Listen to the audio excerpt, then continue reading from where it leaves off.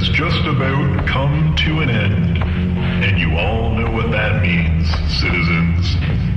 Yes, the tax man has come to collect his dues once again.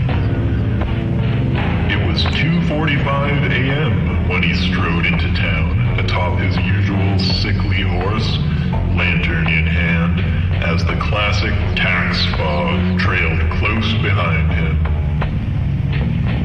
He has since posted his usual notice on the side of the Great Well, decreeing which items may be used as payment this year. This year's items consist of saved hair clippings, wood from the lowest parts of your home's foundation, pets, and increasingly elusive, unbroken mirrors. As usual, residents can leave their items of payment on the shore at the dark beach. I sure hope you've all kept your receipts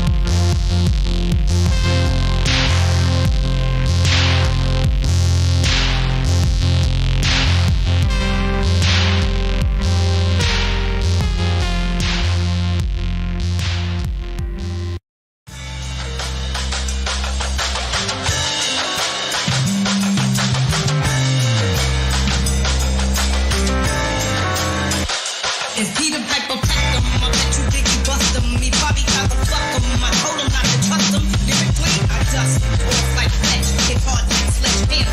Bitch with that fucking rip. I am diamond cuts the hustler. Queen bitch, supreme bitch. Kill a nigga for my nigga by any means, bitch. Murder scene bitch, clean bitch. Disease free bitch. Check it. I write a rhyme.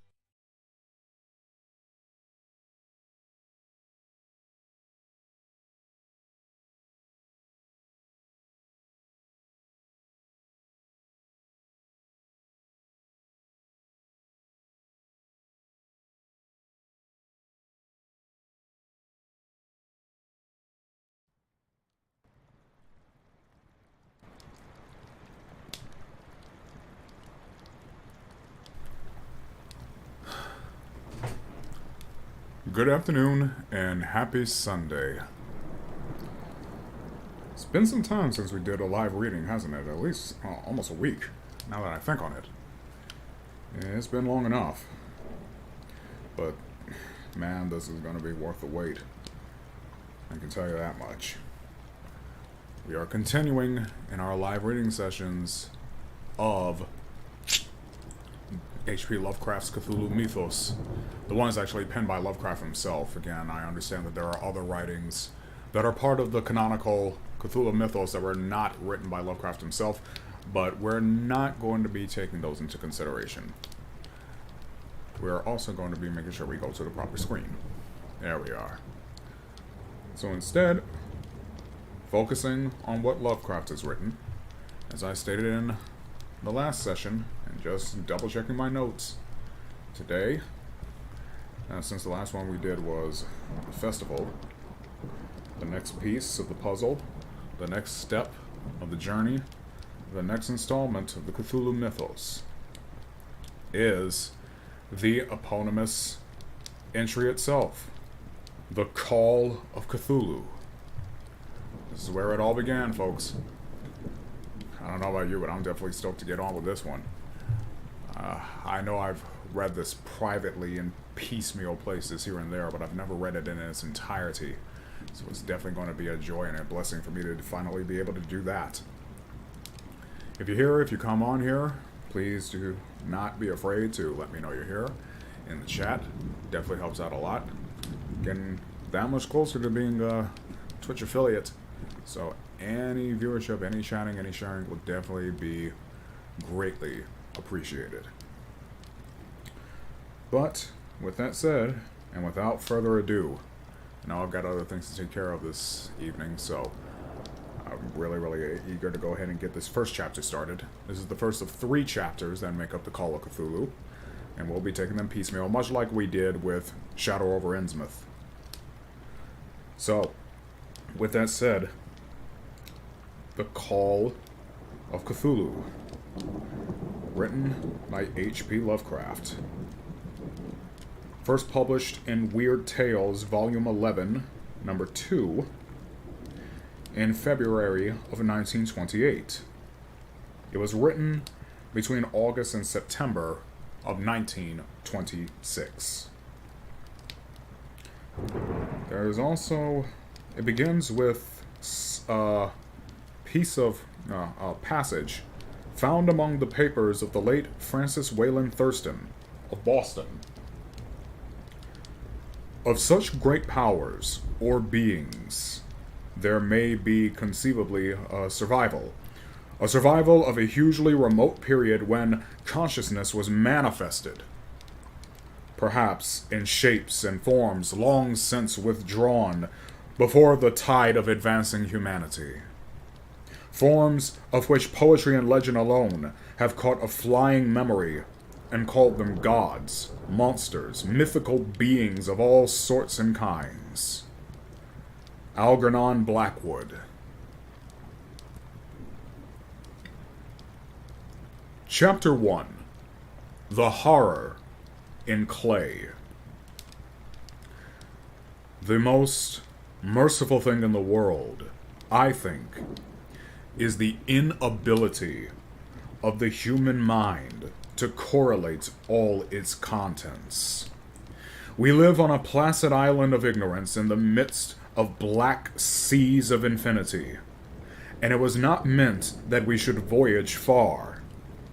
The sciences, each straining in its own direction, have hitherto harmed us little, but someday the piecing together of dissociated knowledge will open up such terrifying vistas of reality, and of our frightful position therein, that we shall either go mad from the revelation, or flee from the deadly light into the peace and safety of a new dark age.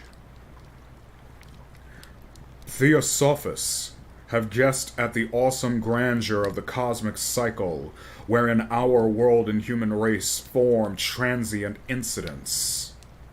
They have hinted at strange survivals in terms which would freeze the blood if not masked by a bland optimism.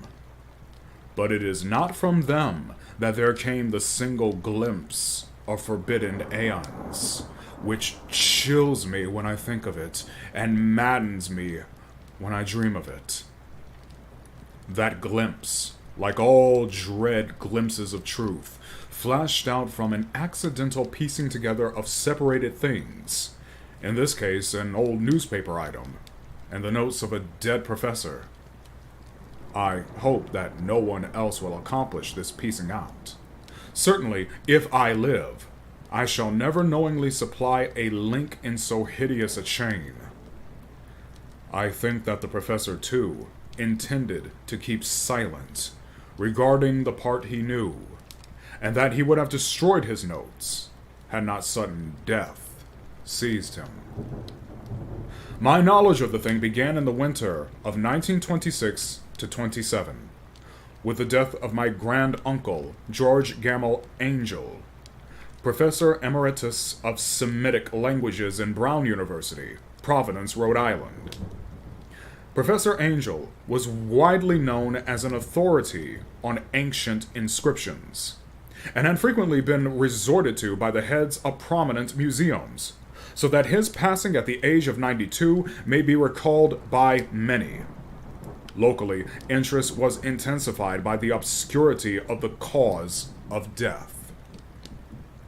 The professor had been stricken whilst returning from the Newport boat, falling suddenly, as witnesses said, after having been jostled by a nautical-looking Negro who had come from one of the queer dark courts on the precipitous hillside, which formed a shortcut from the waterfront to the deceased's home in William Street. Physicians were unable to find any visible disorder, but concluded after perplexed debate that some obscure lesion of the heart, induced by the brisk ascent of so steep a hill by so elderly a man, was responsible for the end.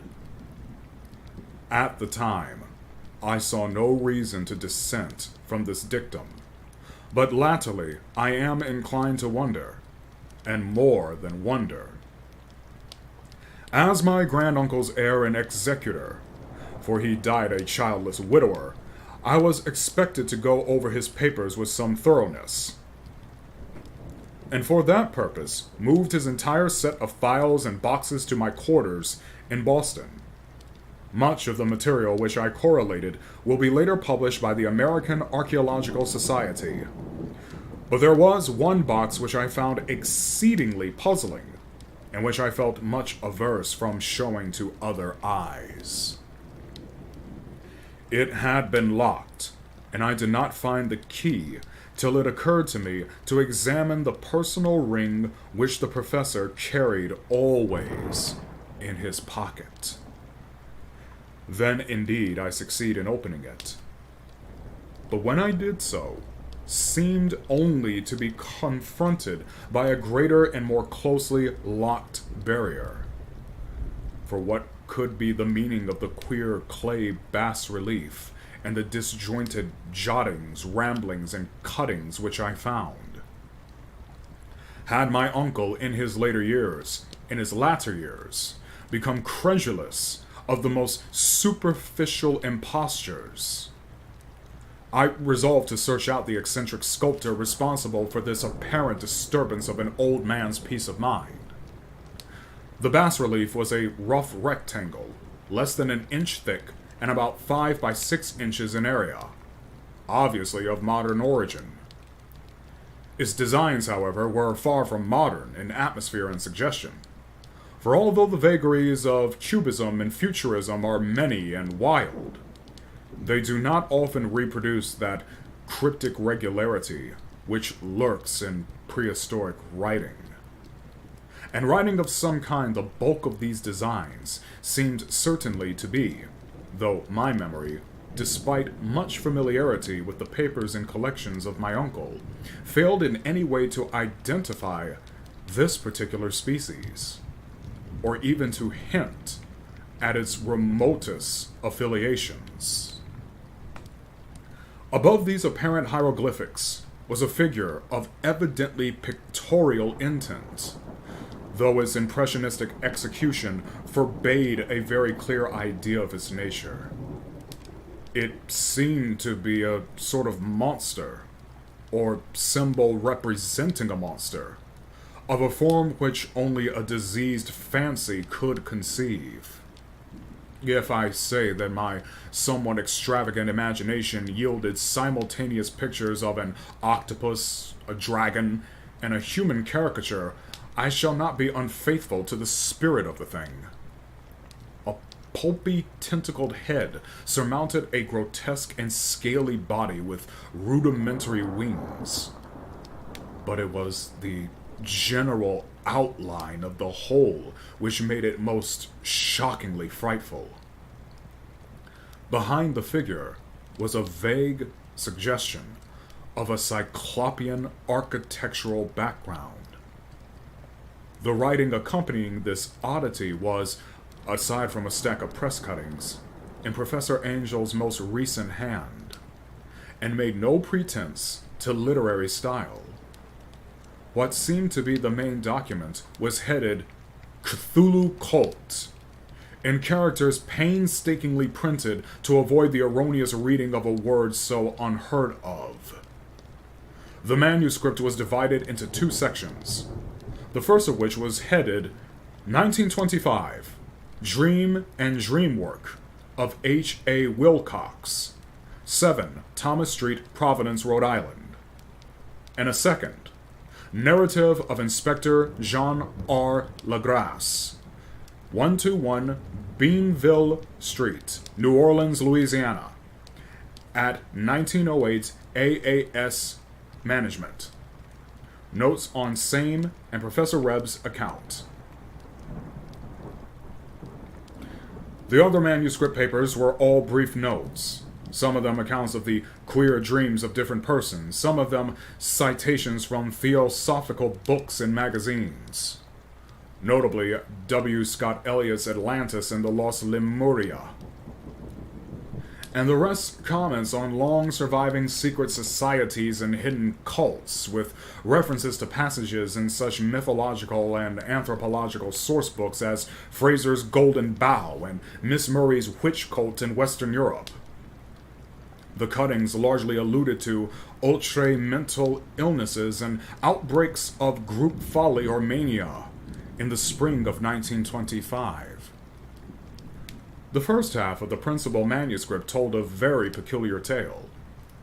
It appears that on March 1st of 1925, a thin, dark young man of neurotic and excited aspect had called upon Professor Angel, bearing the singular clay bas-relief, which was then exceedingly damp and fresh.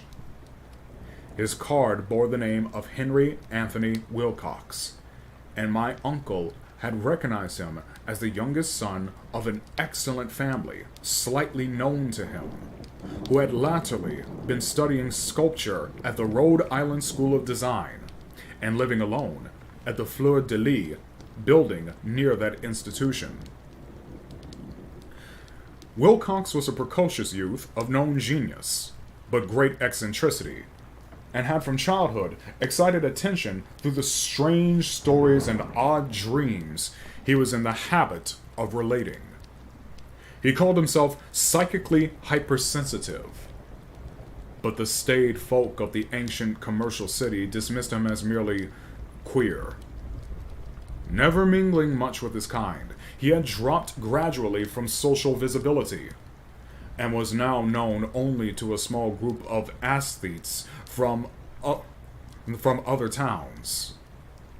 Even the Providence Art Club, anxious to preserve its conservatism, had found him quite hopeless. On the occasion of the visit, ran the professor's manuscript, the sculptor abruptly asked for the benefit of his host's archaeological knowledge in identifying the hieroglyphics on the bas-relief. He spoke in a dreamy, stilted manner, which suggested pose and alienated sympathy, and my uncle showed some sharpness in replying, for the conspicuous freshness of the tablet implied kinship with anything but archaeology. Young Wilcox's rejoinder, which impressed my uncle enough to make him recall and record it verbatim, was of a fantastically poetic cast, which must have typified his whole conversation, and which I have since found highly characteristic of him. He said, "It is new indeed, for I made it last night, in a dream of strange cities, and dreams are older than brooding Tyre, or the contemplative Sphinx, or garden-girdled Babylon." It was then that he began that rambling tale which suddenly played upon a sleeping memory, and won the fevered interest of my uncle. There had been a slight earthquake tremor the night before, the most considerable felt in New England for some years, and Wilcox's imagination had been keenly affected. Upon retiring, he had had an unprecedented dream of great cyclopean cities of Titan blocks and sky-flung monoliths, all dripping with green ooze and sinister with latent horror. Hieroglyphics had covered the walls and pillars, and from some undetermined point below had come a voice that was not a voice, a chaotic sensation which only fancy could transmute into sound, but which he attempted to render by the almost unpronounceable jumble of letters. Cthulhu Fatang. This verbal jumble was the key to the recollection which excited and disturbed Professor Angel. He questioned the sculptor with scientific minuteness, and studied with almost frantic intensity the bas-relief on which the youth had found himself working, chilled and clad only in his night clothes, when waking had stolen bewilderingly over him. My uncle blamed his old age, Wilcox afterward said, for his slowness in recognizing both hieroglyphics and pictorial design. Many of his questions seem highly out of place to his visitor, especially those which try to connect the latter with strange cults or societies. And Wilcox could not understand the repeated promises of silence which he was offered in exchange for an admission of membership in some widespread mystical or paganly religious body. When Professor Angel became convinced that the sculptor was indeed ignorant of any cult or system of cryptic lore, he besieged his visitor with demands for future reports of dreams. This bore regular fruit, for after the first interview, the manuscript records daily calls of the young man, during which he related startling fragments of nocturnal imagery whose burden was always some terrible cyclopean vista of dark and dripping stone, with a subterranean voice or intelligence shouting monotonously in enigmatical sense impacts uninscribable save as gibberish. The two sounds most frequently repeated are those rendered by the letters Cthulhu and Ilya. On March 23rd, the manuscript continued. Wilcox failed to appear, and inquiries at his quarters revealed that he had been stricken with an obscure sort of fever and taken to the home of his family in Waterman Street. He had cried out in the night, arousing several other artists in the building, and had manifested since then only alternations of subconsciousness and delirium. My uncle at once telephoned the family, and from that time forward kept close watch of the case, calling often at the Thayer Street office of Dr. Toby, whom he learned to be in charge. The youth's febrile mind, apparently, was dwelling on strange things, and the doctor shuddered now and then as he spoke of them. They included not only a repetition of what he had formerly dreamed, but touched wildly on a gigantic thing miles high, which walked or lumbered about. He had no time fully described this object, but occasional frantic words, as repeated by Dr. Toby, convinced the professor that it must be identical with the nameless monstrosity he had sought to depict in his dream sculpture. Reference to this object, the doctor added, was invariably a prelude to the young man's subsidence into lethargy. His temperature, oddly enough, was not greatly above normal, but his whole condition was otherwise such as to suggest true fever rather than mental disorder. On April 2nd, at about 3 p.m., every trace of Wilcox's malady suddenly ceased. He sat upright in bed, astonished to find himself at home and completely ignorant of what had happened in dream or reality since the night of March 22nd. Pronounced well by his physician, he returned to his quarters in 3 days, but to Professor Angel he was of no further assistance. All traces of strange dreaming had vanished with his recovery, and my uncle kept no record of his night thoughts after a week of pointless and irrelevant accounts of thoroughly usual visions. Here the first part of the manuscript ended, but references to certain of the scattered notes gave me much material for thought. So much, in fact, that only the ingrained skepticism then forming my philosophy can account for my continued distrust of the artist. The notes in question were those descriptive of the dreams of various persons covering the same period as that in which young Wilcox had had his strange visitations. My uncle, it seems, had quickly instituted a prodigiously far-flung body of inquiries amongst nearly all the friends whom he could question without impertinence, asking for nightly reports of their dreams and the dates of any notable visions for some time past. The reception of his request seems to have been varied, but he must, at the very least, have received more responses than any ordinary man could have handled without a secretary. This original correspondence was not preserved, but his notes formed a thorough and really significant digest. Average people in society and business, New England's traditional salt of the earth, gave an almost completely negative result, though scattered cases of uneasy but formless nocturnal impressions appear here and there, always between March 23rd and April 2nd. The period of young Wilcox's delirium. Scientific men were little more affected, though 4 cases of vague description suggest fugitive glimpses of strange landscapes. And in one case, there is mention a dread of something abnormal. It was from the artists and poets that the pertinent answers came, and I know that panic would have broken loose had they been able to compare notes.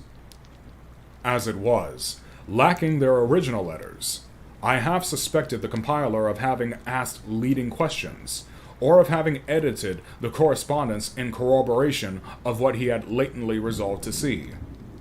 That is why I continued to feel that Wilcox, somehow cognizant of the old data which my uncle had possessed, had been imposing on the veteran scientists. These responses from aesthetes told a disturbing tale. From February 28th to April 2nd, a large proportion of them had dreamed very bizarre things, the intensity of the dreams being immeasurably the stronger during the period of the sculptor's delirium. Over a fourth of those who reported anything reported scenes and half-sounds not unlike those which Wilcox had described. And some of the dreamers confessed acute fear of the gigantic nameless thing visible toward the last. One case, which the note describes with emphasis, was very sad. The subject, a widely known architect with leanings toward theosophy and occultism, went violently insane on the date of young Wilcox's seizure, and expired several months later after incessant screamings to be saved from some escaped denizen of hell. Had my uncle referred to these cases by name instead of merely by number, I should have attempted some corroboration and personal investigation. But as it was, I succeeded in tracing down only a few. All of these, however, bore out the notes in full. I have often wondered if all the objects of the professor's questioning felt as puzzled as did this fraction. It is well that no explanation shall ever reach them. The press cuttings, as I have intimated, touched on cases of panic, mania, and eccentricity during the given period.